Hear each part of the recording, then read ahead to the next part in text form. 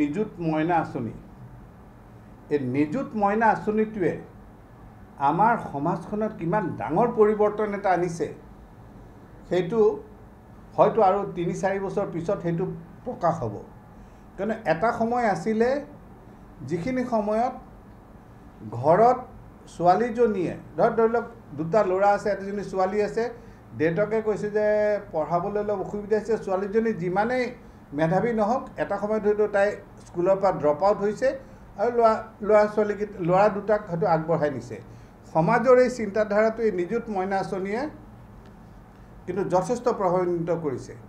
সেইদিনাখন মই কোনোবা এটা পৰিসংখ্যাত দেখিছিলোঁ যে এইবাৰ ড্ৰপ আউট মানে নাম লিখাই পেলাই আধাতে শিক্ষা এৰা ছাত্ৰীৰ সংখ্যা যথেষ্ট কম হৈ গৈছে।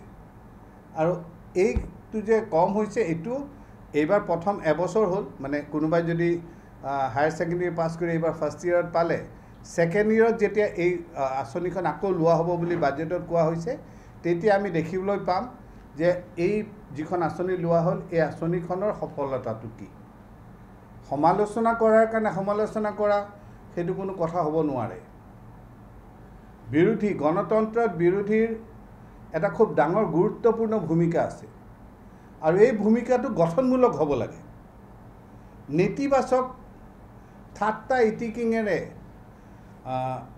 ব্যতিব্যস্ত কৰি যুক্তি তৰ্ক বা তথ্যক ঢাকি দিবলৈ খুজিলে সেইটো সেই মেঘে সূৰ্যক ঢাকি ধৰাৰ লেখীয়া কথা। এটা সময়লৈকে থাকিব, তাৰপিছত কিন্তু আকৌ সূৰ্যই হৈ থাকিব।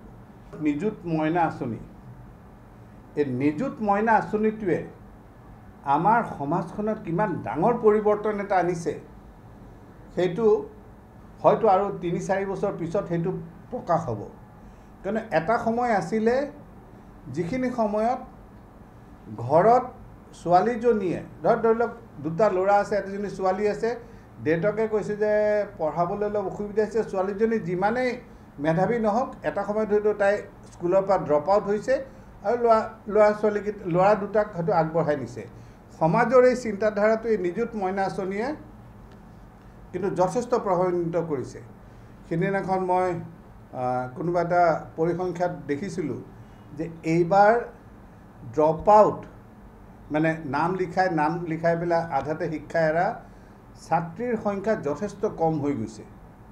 আৰু এইটো যে কম হৈছে এইটো এইবাৰ প্ৰথম এবছৰ হ'ল, মানে কোনোবাই যদি হায়াৰ ছেকেণ্ডেৰী পাছ কৰি এইবাৰ ফাৰ্ষ্ট ইয়েৰত পালে, ছেকেণ্ড ইয়েৰত যেতিয়া এই আঁচনিখন আকৌ লোৱা হ'ব বুলি বাজেটত কোৱা হৈছে, তেতিয়া আমি দেখিবলৈ পাম যে এই যিখন আঁচনি লোৱা হ'ল এই আঁচনিখনৰ সফলতাটো কি।